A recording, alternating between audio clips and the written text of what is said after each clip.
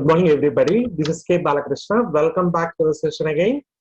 ఈ రోజు సెషన్ లో డిస్కస్ చేసేది మే 2019 సంబంధించినటువంటి exam paper.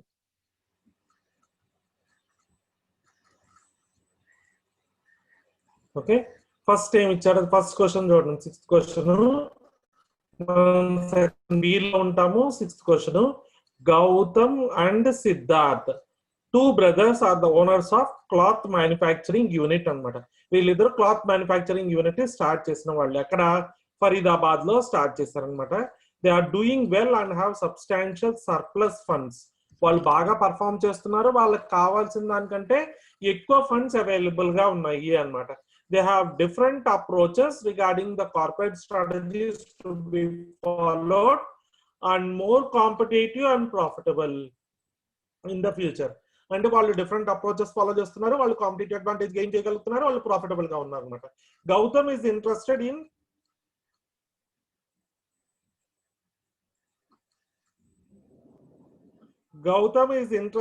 acquiring another industrial unit located in Faridabad. Gautam Faridabad లో ఉన్నటువంటి ఇంకొక యూనిట్ కొనేద్దాం అని అనుకున్నాడు అనమాట. ఆ యూనిట్ ఏమేమి అమ్ముతుంది అంటే permanent markers, notebooks, pencils, pencil sharpeners etcetera అమ్మేటటువంటి యూనిట్ ని కొనేద్దాం అని అనుకున్నాడు అనమాట. నెక్స్ట్ ఎన్వలప్స్ ఎక్సెట్రా అమ్మేటటువంటి వాటిని కొనేద్దాం అని అనుకున్నాడు అనమాట. నెక్స్ట్ కానీ సిద్ధార్థ్ ఏం చేశాడు? ఇంకో పార్ట్నర్, మనకి ఎంతమంది పార్ట్నర్స్? గౌతమ్ ఒకడు, సిద్ధార్థ్ ఒకడు, ఇద్దరు పార్ట్నర్స్ కదా. కానీ సిద్ధార్థ్ ఇంకొక రెడీమేడ్ గార్మెంట్స్ ప్రొడ్యూస్ చేసే ఫ్యాక్టరీని కొనేద్దాం అనుకున్నాడు. Discuss the nature of corporate strategies being adapted by 2 brothers and risks involved in it అన్నమాట. ఈ ఇద్దరు బ్రదర్స్ అడాప్ట్ చేసేటువంటి స్ట్రాటజీస్ ఏంటవి, దాంట్లో ఎటువంటి రిస్క్స్ ఉన్నాయి అని ఇప్పుడు అడిగేటటువంటి క్వశ్చన్ అనమాట. ఏమిచ్చాడు క్వశ్చన్ లో? గౌతమ్ వచ్చేటప్పటికేమో గౌతమ్ సిద్ధార్థ్ ఇద్దరు క్లాత్ మ్యానుఫ్యాక్చరింగ్ యూనిట్ స్టార్ట్ చేసేవాళ్ళు. గౌతమ్ వచ్చేటప్పటికేమో ఇంకొక యూనిట్ ని స్టార్ట్ చేద్దాం, కొనేద్దాం అని అనుకున్నాడు. ఆ యూనిట్ ఏం ప్రొడ్యూస్ చేస్తుంది? Permanent markers, notebooks, pencils, pencil sharpeners, stationery అంతా ప్రొడ్యూస్ చేస్తుంది అనమాట. కానీ సిద్ధార్థ్ వేరే ఒపీనియన్ లో ఉన్నాడు. ఏమనుకున్నాడు? రెడీమేడ్ గార్మెంట్స్ ప్రొడ్యూస్ చేసే ఫ్యాక్టరీని కొనేద్దాం అని అనుకున్నాడు అనమాట. ఇప్పుడు మనకు కావాల్సింది ఏంటి? ఎటువంటి కార్పొరేట్ లెవెల్ స్ట్రాటజీస్ వాడుతున్నారు అని అన్నమాట. ఇంకోటి ఏంటంటే ఆ నేచర్ ఆఫ్ కార్పొరేట్ స్ట్రాటజీస్ ఎలా ఉన్నాయి అని. ఈ 2 క్వశ్చన్స్ మనం క్లియర్ గా తెలియాలి.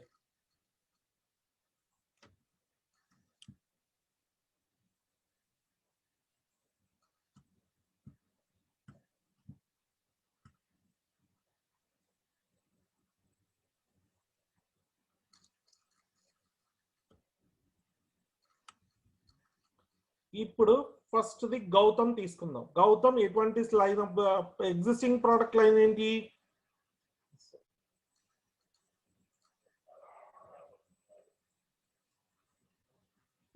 ఎగ్జిస్టింగ్ ప్రోడక్ట్ లైన్ ఏంటి? క్లాత్ మ్యానుఫ్యాక్చరర్స్ అన్నమాట వీళ్ళిద్దరు. కాబట్టి గౌతమ్ ఏమనుకున్నాడు? కాంగ్లోమెరేట్ డైవర్సిఫికేషన్ చేద్దాం అని అనుకున్నాడు. అంటే ఏంటి?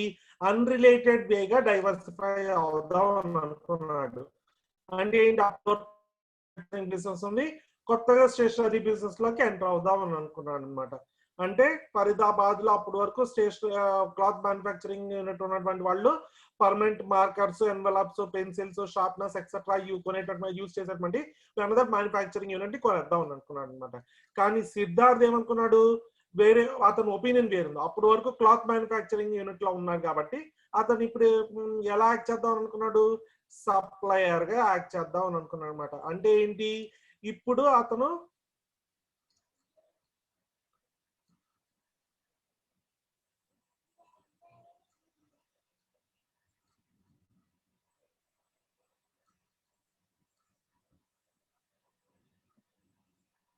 అప్పుడు ఏం ప్రొడ్యూస్ చేశారండి? క్లాత్ ప్రొడ్యూస్ చేసేవాళ్ళు అన్నమాట. క్లాత్ ప్రొడ్యూస్ చేసే వాళ్ళు స్లోగా ఎలా ట్రాన్స్ఫార్మ్ అవుదాం అనుకున్నాడు? గార్మెంట్ ఫ్యాక్టరీలకి ట్రాన్స్ఫార్మ్ అవుదాం అనుకున్నాడు. గవర్నమెంట్ ఫ్యాక్టరీలో ఎలా ట్రాన్స్ఫార్మ్ చేద్దాం అని అనుకున్నాడు? గార్మెంట్ ఫ్యాక్టరీ అంటే ఏంటి, he wanted to turn into retailer. Cloth నుంచి గార్మెంట్స్ కాబట్టి he wanted to turn into retailer. అంటే ఎటువంటి టైప్ ఆఫ్ డైవర్సిఫికేషన్ జరుగుతున్నట్టు, ఫార్వర్డ్ డైవర్సిఫికేషన్ జరుగుతున్నట్టు. అంటే ఒక మ్యానుఫ్యాక్చరర్ ఈ స్టార్టెడ్ బికమింగ్ ఏ రీటైలర్. కాబట్టి ఇటువంటి డైవర్సిఫికేషన్ ఏమంటారు, forward integration or forward integration.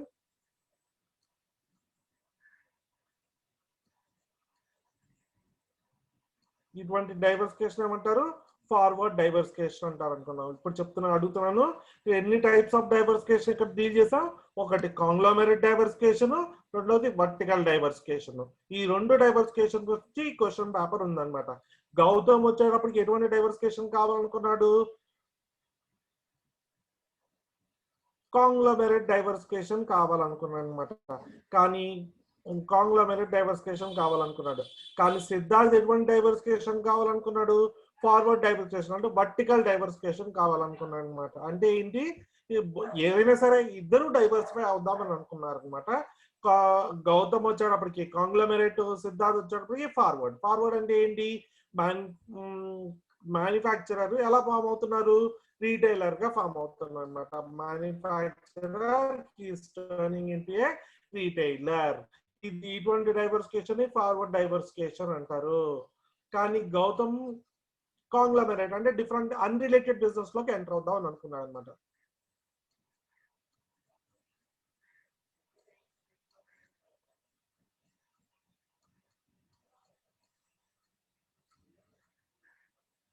Next question number 7.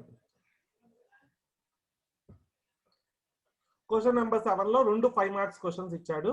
ఒకటి strategic management is not a panacea for all the ills అన్నాడు అనమాట. Strategic management is not a panacea for all the corporate ills. Panacea అంటే is the cause for all the corporate ills అనమాట. It has its own pitfalls. Pitfalls అంటే ఏంటంటే limitations అనమాట. What which can counter all hindrances and achieve all the successes. Do you agree with the statement? మీరు agree అవుతారా లేదా అని అడిగాడు. రెండోది వచ్చేటప్పటికేమో అంటే ఏంటి, ఆల్ ద పిట్ ఫాల్స్ అంటే ఏంటి, లిమిటేషన్స్ అనమాట. ఫస్ట్ క్వశ్చన్ ఏం అడిగాడు, what are the limitations of strategic management అని అడిగాడు అనమాట. రెండో క్వశ్చన్ ఏం అడుగుతున్నాడు, what do you understand by competitive landscape, what are the steps involved in competitive landscape అని అడిగారు అనమాట. First question limitations of strategic management, రెండోది కాంపిటేటివ్ ల్యాండ్స్కేప్ అంటే ఏంటి, దాని లిమిటేషన్, దాని యొక్క స్టెప్స్ ఏంటవి అని అడిగారు అనమాట.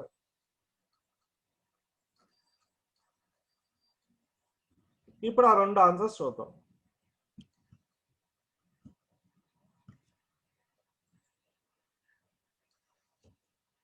ఫస్ట్ ఆన్సర్,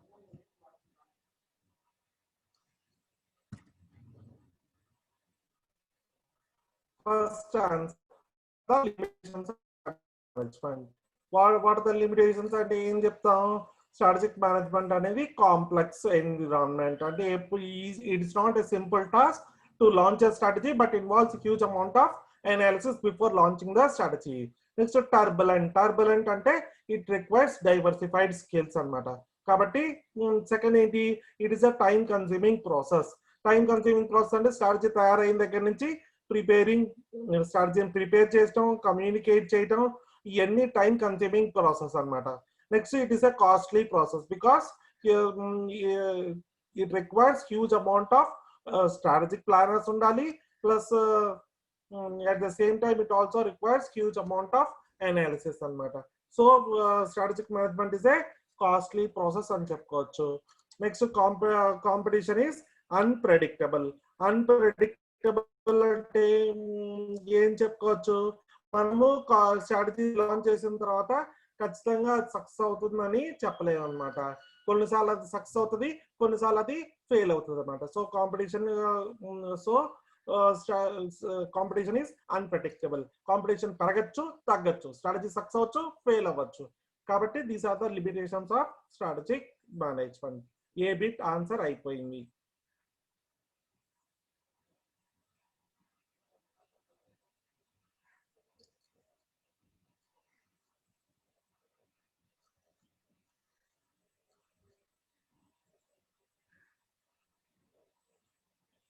ఇక నెక్స్ట్ ది కాంపిటేటివ్ ల్యాండ్స్కేప్ అంటే ఏంటి? కాంపిటేటివ్ ల్యాండ్స్కేప్ అంటే it is a business analysis. అదేం పెద్ద విషయం కాదండి. కాంపిటేటివ్ ల్యాండ్స్కేప్ అంటే it is a business analysis. ఎవరి గురించి అనలైజ్ చేస్తుంది? కాంపిటీటర్స్ గురించి అనలైజ్ చేస్తుంది అనమాట. కాంపిటీటర్స్ ని అండర్స్టాండ్ చేసుకుంటుంది, వాళ్ళ యొక్క విజన్ కోర్ వాల్యూ సిస్టమ్ ని అండర్స్టాండ్ చేసుకుంటుంది అనమాట. What are the steps to competitive landscape అనేది ఇప్పుడు question. First on the foremost step ఏంటంటే ఐడెంటిఫై ద కాంపిటీటర్స్. ఫస్ట్ అసలు కాంపిటేటివ్ ల్యాండ్స్కేప్ లో ఫస్ట్ ఏం చేస్తారు? Manufacturer they will be identifying the firms competitors. ఒక ఫర్మ్ ఆర్ ఇండస్ట్రీకి ఉన్నటువంటి యాక్చువల్ కాంపిటీటర్స్ ఎవరో ఉన్నారో వాళ్ళని ఐడెంటిఫై చేయడమే మేజర్ స్టెప్ అనమాట. సెకండ్ ఏంటంటే understand the competitors. Understand the competitors అంటే ఏంటి? వాళ్ళకు ఉండేటువంటి ప్రోడక్ట్ ప్రొఫైల్స్ కానీ, వాళ్ళకు ఉండేటువంటి నేచర్ ఆఫ్ బిజినెస్ కానీ, వాళ్ళు వాడేటటువంటి స్ట్రాటజీస్ కానీ ఎక్సెట్రా మొత్తం క్లియర్ గా అండర్స్టాండ్ చేసుకుంటూ ఉండాలన్నమాట.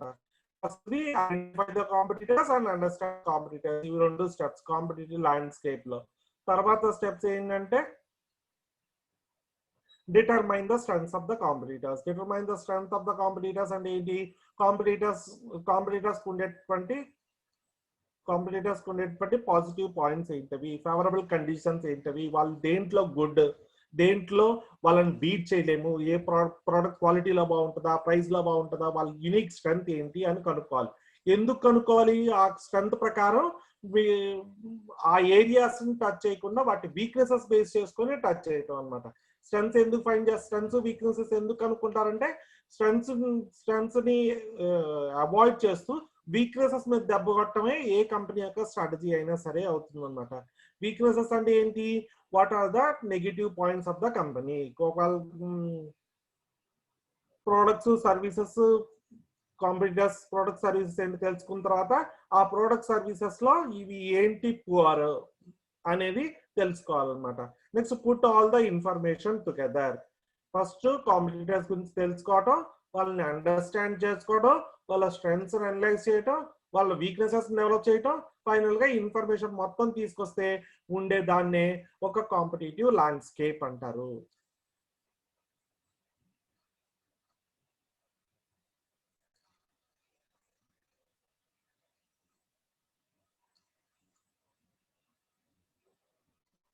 Next, the eighth question. What are the characteristics which must possess by objectives to the meaningful serve the intended role? అంటే ఏమడిగాడు? What are the characteristics of objectives అని అడిగాడు అనమాట. What are the characteristics of objectives అని అడిగాడు. Next ఏంటంటే what are the prominent areas of human resource manager that can play strategic role అన్నమాట.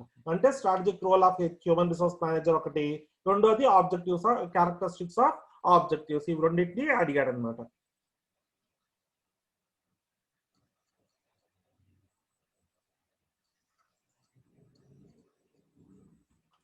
First objective ఏంటంటే it must define the organization relationship. అంటే first objective ఏంటి? It must define the organization's relationship with environment. అంటే organization సంబంధించినటువంటి environment ని study చేసిన తర్వాత మాత్రమే క్యారెక్టరిస్టిక్స్ ని ఫార్ములేట్ చేయాలి. Next it must achieve the mission statement. అంటే మిషన్ స్టేట్మెంట్ ని అచీవ్ సాధించేలాగా ఉండాలన్నమాట. Next it must provide the basis for strategic decisions. అంటే ఈ ఆబ్జెక్టివ్స్ అనేది లాంగ్ టర్మ్ ఓరియంటేషన్ తో డెవలప్ చేయాలన్నమాట. Next it must provide a standard for performance appraisal. Performance appraisal అంటే ఎంత పర్ఫార్మెన్స్ ఈచ్ ఎంప్లాయీ చేశాడు అనేదే పర్ఫార్మెన్స్ అప్రైజల్ అంటారు. ఈ పర్ఫార్మెన్స్ అప్రైజల్ బేస్ చేసుకొని కాంపన్సేషన్ ఇవ్వటం జరుగుతుంది. కాబట్టి ఈ ఆబ్జెక్టివ్స్ ఎలా ఉండాలి? They must provide a standard for performance appraisal. First of all objectives అనేవి ఎలా ఉండాలంటే దే మస్ట్ బి అండర్స్టాండబుల్, అందరూ అర్థం చేసుకునేలాగా ఉండాలి. Next concrete and specific. Specific example ఏంటి? For example I wanted to become a number 1 market leader అనేది specific కాదు. I wanted to become a number 1 market leader by 2020 in consumer durable segment అంటే అది specific. పలానా టైంకి పలానాది achieve చేద్దామని అనుకుంటున్నాను అనేది స్పెసిఫిక్ అనమాట. టైం ఫ్రేమ్ మెన్షన్ చేయాలి. By 2020, by next year, by in the future అని ఒక టైం ఫ్రేమ్ మెన్షన్ చేస్తూ ఉండాలన్నమాట. నెక్స్ట్ ఇవి మెజరబుల్ అంటే ఏంటి, ఆబ్జెక్టివ్స్ అచైన్ చేయగలిగారా లేదా అనేది మనం మెజర్ చేయగలిగా ఉండాలన్నమాట. యూజువల్లీ క్వాంటిఫబుల్ గా ఉండాలన్నమాట. నెక్స్ట్ కంట్రోలబుల్ అంటే ఈ ఆబ్జెక్టివ్స్ రిసోర్సెస్ ని కన్స్యూమ్ చేయడానికి, వేస్టేజ్ మినిమైజ్ చేయడానికి యూజ్ చేస్తారు. దే ఆర్ ఛాలెంజింగ్ అంటే ఏంటంటే ఈజీగా అచీవ్ చేసే వాటిని ఆబ్జెక్టివ్స్ అనరు. ఖచ్చితంగా ఒక ఛాలెంజింగ్ జాబ్ ఇచ్చేటువంటి వాటిని మాత్రమే ఆబ్జెక్టివ్స్ అంటారు. Next they must correlate with each other. Correlate with each other అంటే ఏంటంటే they should correlate with each other అంటే ఒక ఆబ్జెక్టివ్ కి ఇంకో ఆబ్జెక్టివ్ కి మధ్య రిలేషన్షిప్ ఉండాలి. Next they should be with in their own constraint అంటే కొన్ని ఆబ్జెక్టివ్స్ కూడా వాటి యొక్క లిమిటేషన్స్ ఉంటాయి, బౌండరీస్ ఉంటాయి. కాబట్టి ఆ లిమిటేషన్స్ బౌండరీస్ ప్రకారమే వెళ్ళాలి.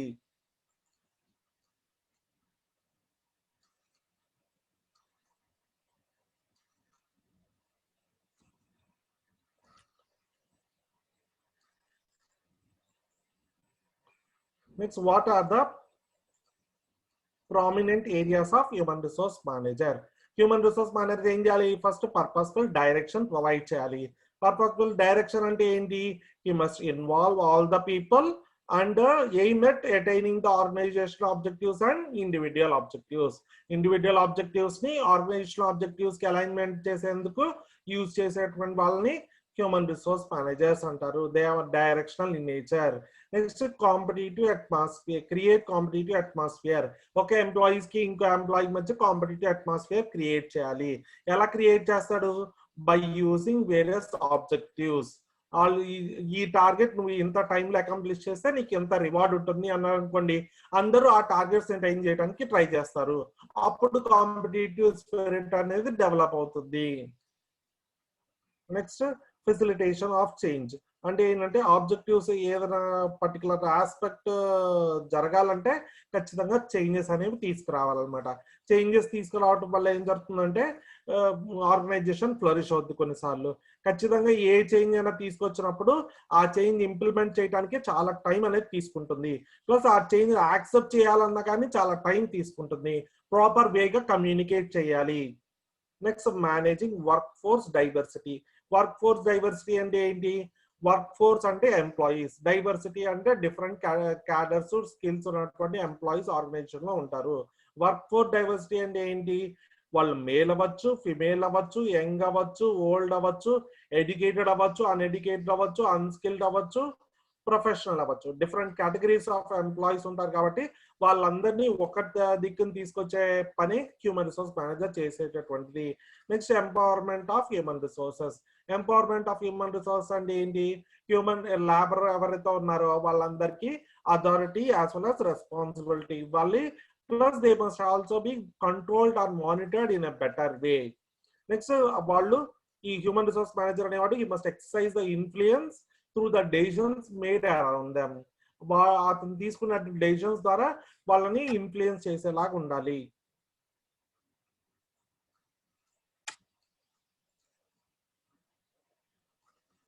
Next build the core competencies. Core competencies అంటే ఏంటంటే ఆర్గనైజేషన్ అన్ఇమిటేటబుల్ స్ట్రెంగ్త్ ని క్రియేట్ చేయడం కోసం కూడా ఈ హ్యూమన్ రిసోర్స్ మేనేజర్ ట్రై చేయాలి.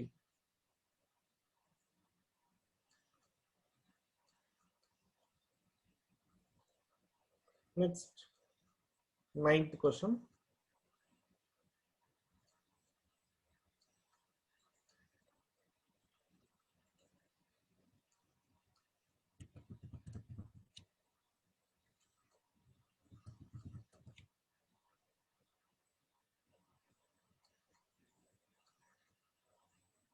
Ninth question. Describe various leadership roles played by the manager in pushing the good strategy execution. ఇంకా నెక్స్ట్ ఏంటంటే డిఫరెన్సియేషన్ స్ట్రాటజీ అంటే ఏంటి, అది ఎలా అచీవ్ చేయబడుతుంది అనేది అనమాట. ఫస్ట్ అసలు ఏమడిగాడు? Different various leadership roles played by the managers in pushing the good strategy execution. అంటే ఒక స్ట్రాటజిక్ లీడర్ ఎటువంటి రోల్ ప్లే చేస్తాడు అని అడిగాడు అనమాట. రెండోది వాట్ ఈస్ డిఫరెన్సియేషన్ స్ట్రాటజీ, ఎలా అచీవ్ చేస్తారు అని అడిగాడు. ఈ 2 క్వశ్చన్స్ ఇప్పుడు డీల్ చేస్తాం.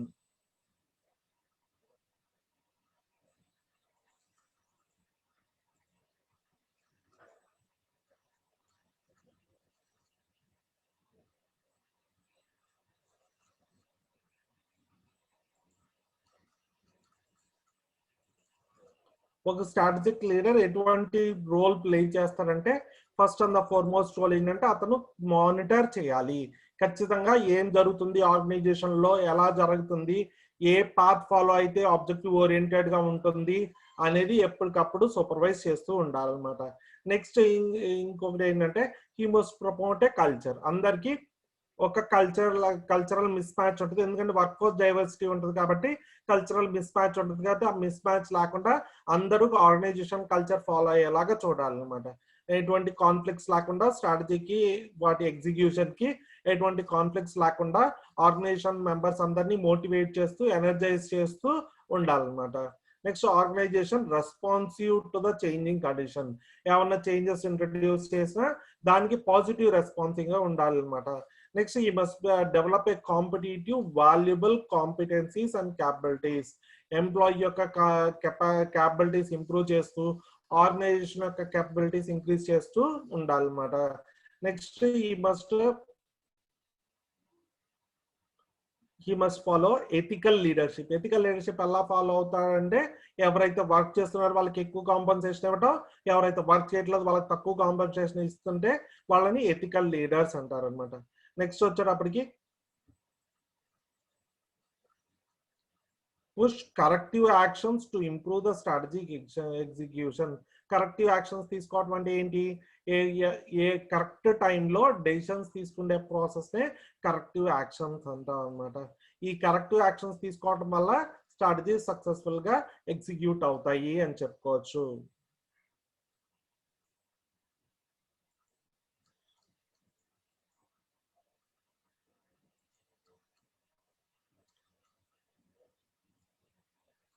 Next what is differentiation strategy, how is it achieved?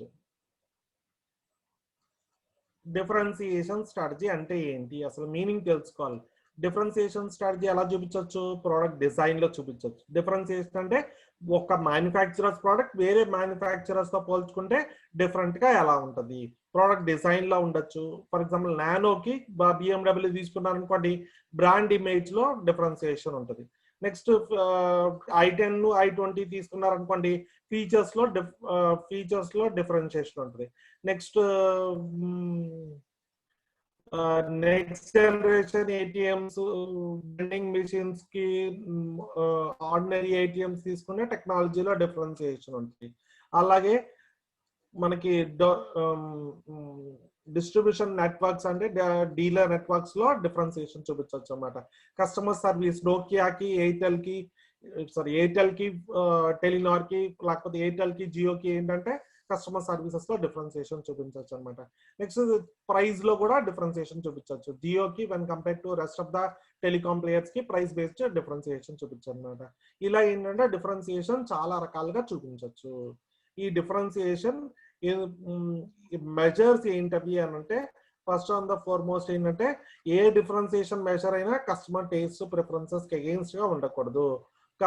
Performance of the product అనేది ఎప్పుడు ఆల్టర్ అవ్వకూడదు. డిఫరెన్సియేషన్ చూపిస్తున్నాం కదా అని చెప్పి పర్ఫార్మెన్స్ లో అయితే ఏ కస్టమర్ కూడా కొనడు. Next quality of the products and services increase అయ్యేలాగా ఉండాలి. నెక్స్ట్ ప్రోడక్ట్స్ ఇన్నోవేటివ్ గా మార్చాలి, డిజైన్స్ ఆల్టర్ చేయాలి. Only creative designs are welcome by the customers. Next brand వాల్యూని పెంచుకోవడం కోసం ట్రై చేయాలి. నెక్స్ట్ ప్రోడక్ట్ ప్రైసెస్ అనేవి యూనిక్ గా ఉండాలన్నమాట, మిగతా వాటి అన్నిటికంటే డిఫరెంట్ గా ఉండాలన్నమాట. This is an example for differentiation strategies. నేను మొన్న చెప్పాను డిఫరెన్సియేషన్ ఎలా చేసింది మారుతి సుజుకి అని. మారుతి సుజుకి ఎలా డిఫరెన్షియేట్ చేసింది మిగతా వాటి అన్నిటికంటే 25 kmpl అనే వర్డ్ తో Maruti Suzuki is able to differentiate their cars from rest of the others. Nano is able to differentiate their car from others based on price. BMW has been differentiated on the base of brand value. అలా ప్రతి ఒక్కటి ఇంకొక దాంతో differentiation జరుగుతుంది.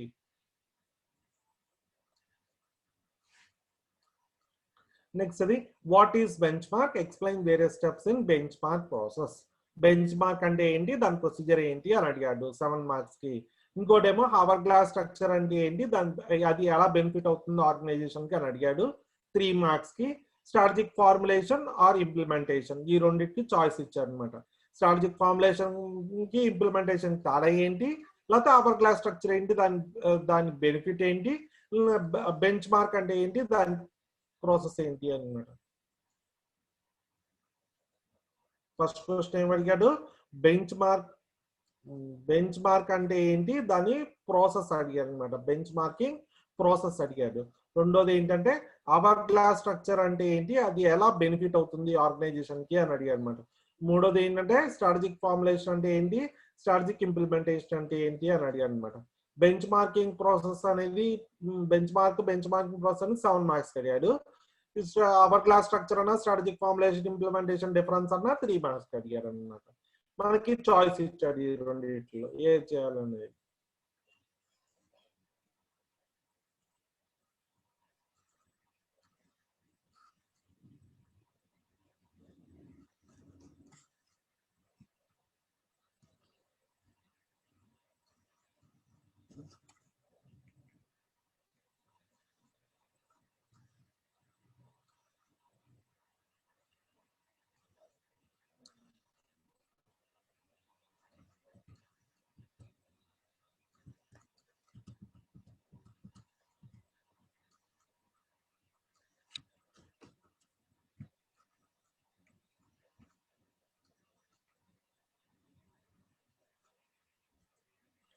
First question మనం చూద్దాము.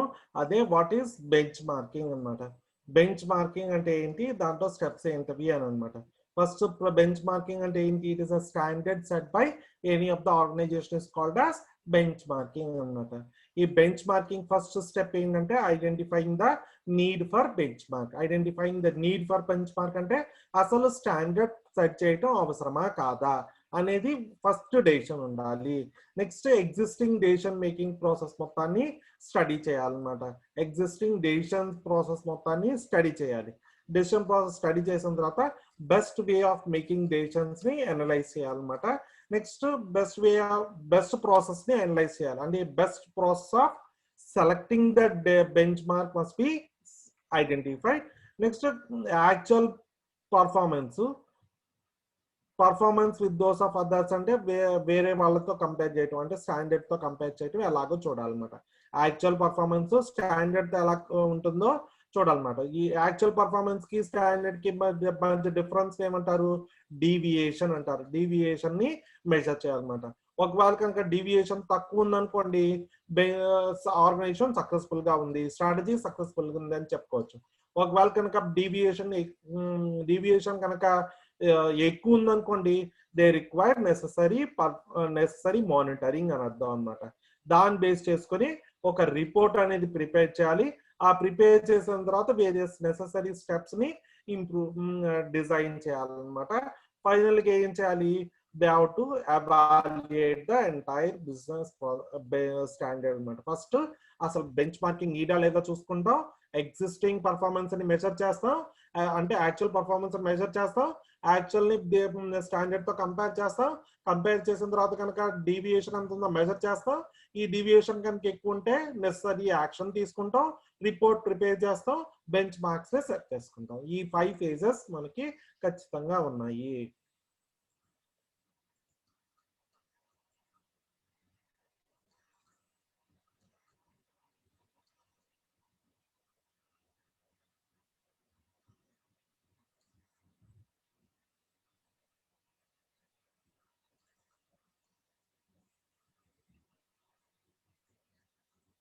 Hour glass structure అంటే ఏంటి, ఇక్కడ అవర్ గ్లాస్ అని అంటే అంతకుముందు పూర్వకాలంలో అవర్ గ్లాస్ అంటే ఒక గంట టైం ని లేకపోతే ఒక రోజు టైం ని ఈ అవర్ గ్లాస్ స్ట్రక్చర్ బేస్ చేసుకొని చూస్తారు అనమాట. ఇక్కడ ఇసుక అంతా ప్లేస్ చేసేవాళ్ళు, చిన్న మైన్యూట్ అపర్చర్ ఉండేది, కింద ఇసుక అంతా కలెక్ట్ అయితే ఒక పర్టికులర్ ఫిక్స్డ్ టైం అయిపోయింది అని అర్థం అనమాట. అలా అవర్ గ్లాస్ బేస్ చేసుకొని మెట్రిక్స్ ద్వారా అవర్ గ్లాస్ ని ఒక మెట్రిక్స్ గా వాడేవాళ్ళు అనమాట. ఇక్కడ కూడా అవర్ గ్లాస్ స్ట్రక్చర్ ని ఒకటి డిజైన్ చేస్తారు. అవర్ గ్లాస్ స్ట్రక్చర్ ఏం చెప్తుంది, ఫస్ట్ ఫార్మోస్ట్ ఏంటంటే వైడ్ ఎట్ ద టాప్, అంటే టాప్ మేనేజ్మెంట్ ఏవైతే ఉన్నాయో వాటికి రెస్పాన్సిబిలిటీస్ కానీ, డ్యూటీస్ కానీ, అథారిటీస్ కానీ లేకపోతే వాళ్ళు తీసుకునేటువంటి డెసిషన్స్ అనేవి ప్రామినెంట్ రోల్ ప్లే చేస్తే వాళ్ళు ప్రామినెంట్ రోల్ ప్లే చేస్తారనమాట ప్రాస్పరిటీ ఆఫ్ ద ఆర్గనైజేషన్ కి. నెక్స్ట్ బాటమ్ పార్ట్ అంటే లో లెవెల్ మేనేజర్స్ కూడా చాలా యాక్టివ్ రోల్ ప్లే చేస్తారనమాట. కానీ మిడిల్ లెవెల్ మేనేజర్స్ ఎవరైతే ఉన్నారో వాళ్ళు చాలా తక్కువ మంది ఉంటారు, వాళ్ళు ప్లే చేసేటువంటి రోల్ కూడా చాలా తక్కువ. అది అవర్ క్లాస్ స్ట్రక్చర్ అంటే ఏంటి అంటే.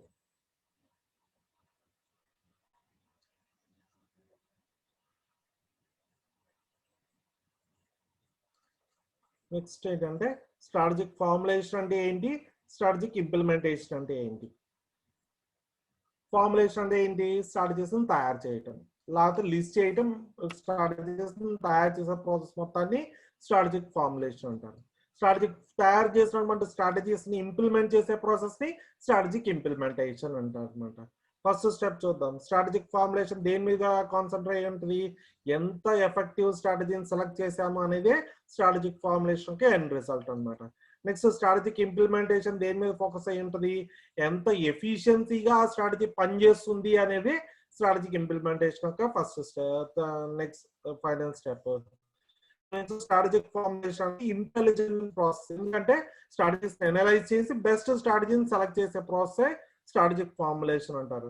కానీ స్ట్రాటజిక్ ఇంప్లిమెంటేషన్ అంటే ఏంటి, it is a primarily and operational process. Operational process అంటే ఏంటి, ఎగ్జిక్యూషన్ ఆఫ్ స్ట్రాటజీస్ ని చూస్తారనమాట.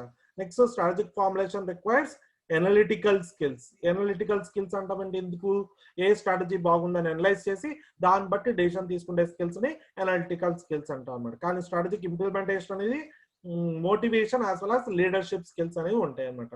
మోటివేషన్ స్కిల్స్ అంటే ఏంటి, ఏ స్ట్రాటజిక్ ఎగ్జిక్యూషన్ లో ఏ ఫాల్ట్స్ లేకుండా, ఏ రెసిస్టెన్సెస్ లేకుండా రిసోర్సెస్ ని ఆప్టిమమ్ గా కన్జ్యూమ్ చేసుకునేందుకు అందరు ఎంప్లాయీస్ ని మోటివేట్ చేసి ప్రిపేర్ చేయటం అనమాట. ఈ స్ట్రాటజీ ఫర్ ఎగ్జాంపుల్ అందరు శాలరీస్ ఒక 10% తగ్గిద్దామా, కంపెనీ మూసేద్దామా అని ఒక డెసిషన్ వచ్చింది అనుకోండి.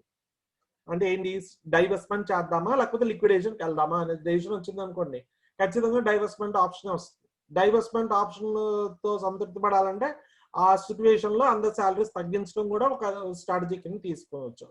అటువంటి సిచ్యువేషన్ వచ్చినప్పుడు మీరు ఒక మేనేజర్ అనేవాడు he must convince the employees to go for divestment strategy. అంటే ఏంటంటే వాళ్ళ శాలరీస్ తగ్గించవచ్చు, లేకపోతే వాళ్ళ వర్కింగ్ అవర్స్ పెంచవచ్చు, లేకపోతేనేమో వాళ్ళ బోనస్ ఇవ్వకపోవచ్చు, లేకపోతేనేమో మెషినరీ టెక్నాలజీ ఇంప్లిమెంట్ చేయొచ్చు, ఇవన్నీ చేయొచ్చు అనమాట. అలా ఏంటంటే వాళ్ళని మోటివేట్ చేసి లీడర్షిప్ స్కిల్స్ ఉండాలి ఆ మేనేజర్ కి, అప్పుడే స్ట్రాటజీ సక్సెస్ అవుతుంది అనమాట. సో స్ట్రాటజిక్ ఫార్ములేషన్ లో కోఆర్డినేషన్ అమాంగ్ టాప్ లెవెల్ ఉంటే సరిపోతుంది, ఎందుకంటే వాళ్ళే ఫార్ములేట్ చేస్తారు కాబట్టి వాళ్ళ మధ్య కోఆర్డినేషన్ ఉంటే చాలు. కానీ ఇక్కడ coordination across all levels, middle level లో లెవెల్ కూడా ఖచ్చితంగా కావాలన్నమాట. ఎందుకు, ఆ మిడిల్ లెవెల్ లో లెవెల్ మేనేజర్సే స్ట్రాటజీస్ ని ఎగ్జిక్యూట్ చేసేవాళ్ళు అనమాట. ఓకే, దిస్ ఇక్కడ టోటల్ గా ఎన్ని క్వశ్చన్స్ కవర్ చేసామండి,